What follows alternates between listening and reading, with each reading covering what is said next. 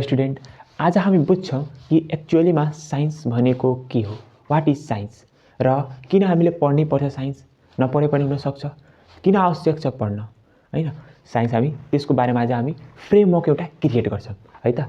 त्यो साइन्स भनेको के हो, यदि मैले यसको एउटा सबभन्दा राम्रो एउटा मैले डेफिनेसन लेखेँ भने के लेख्छु भने साइन्स इज स्टडी about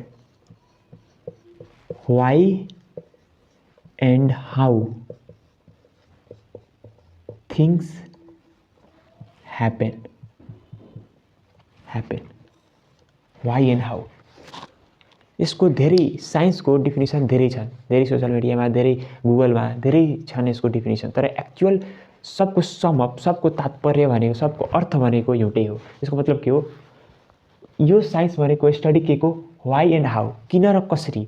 यदि कुनै पनि एउटा एक्स थिङ ह्यापन भइरहेछ भने किन भइरहेको छ र कसरी हुन्छ त्यसको बारेमा डिल के गर्छ हाम्रो साइन्सले, हैन। जस्तै मैले भने एक्जाम्पलमा मैले भने डे एन्ड नाइट।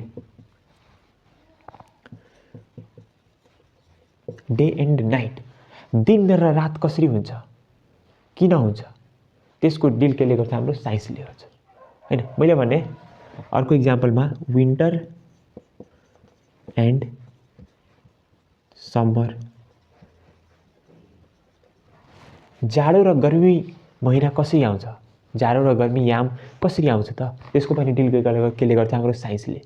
कसरी आउँछ, किन आउँछ, यो सब केले गर्छ हाम्रो साइन्सले डिल गर्छ। मैले भने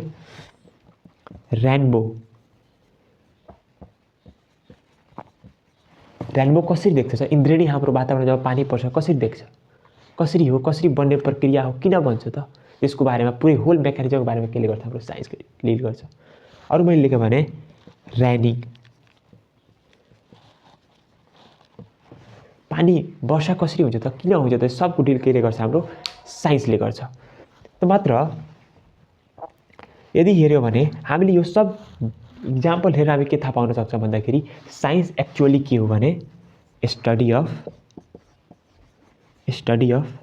नेचर, प्रकृतिको नै स्टडी हो साइन्स, अरू केही होइन। प्रकृतिमा जुन पनि घटना घटिरहेछ त्यसको स्टडीले के भन्छ, साइन्स भन्छ। हेर्न, दिन र रात हाम्रो कन्ट्रोलमा त छैन नि केही, दिन र रात, विन्टर र summer season, rainbow, rainy, lighting effect, हैन। यो जति पनि कुरा भइरहेछ हाम्रो त्यसको स्टडी केले गर्छ साइन्सले। मात्र स्टडी गर्छ र, हैन, मात्र स्टडी त गर्दैन, अरू पनि केही कुराहरू गर्छ, अरू पनि छ। अब स्टडी त गर्छ, कसरी गर्छ, by the experiment and observation. Study मतलब ल्याबमा गएर त्यस्तो इन्भाइरोमेन्ट क्रिएट गरेर हामी स्टडी गर्न सक्छौँ। लाइटिङ कसरी हुन्छ, रेम्बो कसरी हुन्छ, जसरी प्रिजनलाई हामी हेर्छौँ भने ल्याबमा गएर त्यहाँ लाइट पास गर्छ भने इन्द्रेणी देखा पर्छ नि, 7वटा कलरहरू हो, त्यो भनेको ल्याबमा जब गर्छ त्यसले एक्सपेरिमेन्ट भन्छ। भनेको अब्जर्भेसन हेरेर पनि हामी केही न केही थाहा पाउँछौँ, हो यसरी गर्दाखेरि यसो हुन्छ, त्यो सब के हो साइन्स हो। भनेको science is a study about why and how the thing happen by the experiment and observation. मात्र स्टडी गर्छ र साइन्सले, होइन होला नि, स्टडी त गर्दैन नि, अरू पनि एउटा कुरा गर्छ। जस्तै स्टडी भनेको हामीले थाहा पायौँ, ल पानी यसरी पर्छ पानी, तर बस पनि बनेछ नि त, अहिले बस पनि बन्छ, एरोप्लेन पनि बन्छ, मात्र स्टडी गर्दैन, त्यसको एप्लिकेसन र त्यसको डिस्कभरी र इन्भेन्सनको पनि कुरा केले गर्छ हाम्रो साइन्सले गर्छ। सो साइन्स भनेको हामी कहीँ न कहीँ थाहा पायौँ, यो स्टडी हो कुनै पनि एक्स थिङ या वाइ थिङ। जस्तै एक्स थिङ भनेको दिन र रात किन हुन्छ, जब अर्थ हाम्रो आफ्नो एक्सिसमा घुम्छ भने के हुन्छ, द रिस्पेक्ट टु सन, अब के हुन्छ भने दिन र रात हुन्छ, हैन। भनेको यो के भयो, हाम्रो साइन्सको डिफिनेसन भयो।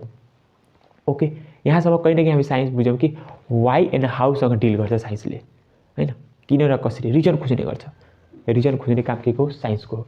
र रिजन खोजेर त्यसको आधारमा के गर्छ, हाम्रो नयाँ चिज डिस्कभरी गर्छ। र रिजन कहाँबाट खोज्छ त, जहिले पनि नेचरबाट, study of nature. Science is the study of nature, science is the study of nature. मात्र स्टडी गर्दैन, इम्प्लिमेन्टेसन, एप्लिकेसन र डिस्कभरी पनि र इन्भेन्सन पनि नयाँ कुराको त्यसको आधारमा गर्छ। ओके, सो साइन्स भनेको हामीले थाहा पायौँ स्टडी अफ नेचरको जहिले पनि स्टडी।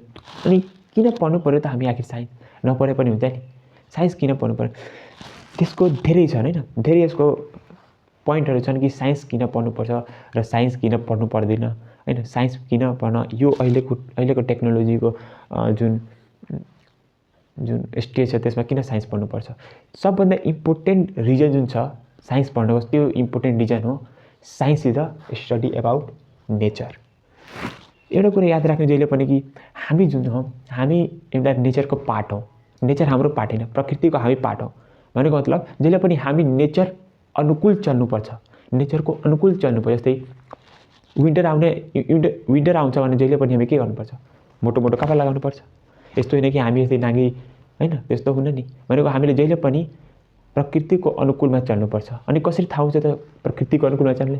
साइन्सले दिन्छ। साइन्सले not only the discover but application. यो साइन्सको कारणले गर्दा नि अहिले मोटो मोटो के भएछ, ज्याकेटहरू, स्वेटरहरू, गाडीहरू आएको छ होइन। जब एरोप्लेन बनेछ, जब एरोप्लेन बन्छ, त्यो होइन कि एरोप्लेन बन्यो अनि उड्यो। एरोप्लेन बन्छ के को आधारमा त? नेचरको लको आधारमा। It means the science is all about the study of nature.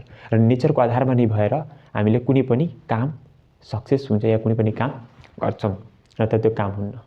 नेचरको चिसो आउने बित्तिकै हामीले मोटो मोटो कपडा, गर्मी आउने बित्तिकै पातलो कपडा लगाउनै पर्ने हुन्छ। यो नेचरको रुल हो। ओके, सो यस्तो गर्दाखेरि साइन्सलाई अझै राम्रोसँग डिल गर्नका लागि मेनली तीनवटा पार्टमा डिभाइड गरिदियो। एउटा त फिजिक्स, अर्को केमिस्ट्री र अर्को बायोलोजी। अब नेचरमा हामी पनि छौँ त, हामी त बायोलोजिकल अर्गानिजम बायोलोजीमा पढ्छौँ नि। Biology is just about living बिङको स्टडी, नेचरको पार्ट हो त। अनि फिजिक्स भनेको हाम्रो जति पनि फिजिकल थिङहरू छ, निर्जीव वस्तु, त्यसको के हो, स्टडी हो। र केमिस्ट्री भनेको हाम्रो मोलिकुलर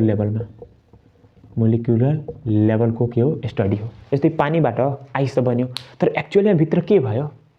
पानीबाट त आइस बन्यो, एक्चुअलीमा कुन अणुहरू, कुन एटमको रिलेटेड, के एटमको परमाणुको जुन लेभलमा हेर्छ केले, केमिस्ट्रीले यति डिपसम्म हेर्छ हाम्रो के अरे हाम्रो साइन्सले होइन। यो सबै के थियो, हाम्रो एउटा सानो थियो साइन्सको फ्रेमवर्क क्रिएट गर्नको लागि होइन। अब बिस्तारै बिस्तारै हामी पढ्छौँ कि साइन्स के हो, सानो सानो कुराहरू। र एउटा कुरा याद राख कि साइन्स हो या लाइफ हो, जहिले पनि सानो सानो कुराले लास्टमा समअप भएर के हुन्छ, ठुलो रिजल्ट दिन्छ। अहिले लाग्छ कि यो फोर्स किन पढ्दैछौँ, यो मोसन किन पढ्दैछौँ, यो पुली किन पढ्दैछौँ होइन, तर त्यही सानो सानो कुराले गर्दा, त्यही सानो सानो कुरा एड भएर एउटा के हाम्रो ठुलो भेहिकल, एरोप्लेन, सानो सानो प्रिन्सिपलले गर्दा, सानो सानो साइन्सको, सानो सानो फिजिक्सको रुलले गर्दा के हुन्छ, हाम्रो एउटा एरोप्लेन ठुलो बनेको हुन्छ होइन। सानो सानो कुराले नै त्यहाँ लाइफ हो या साइन्स हो, एउटा ठुलो रिजल्ट दिँदा एट द लास्ट समअप भएर। त्यही भएर याद राख्ने। ओके, सो फेरि आइबाट फेरि नयाँ एउटा जर्नी सुरु गरौँला। ओके, त बाई।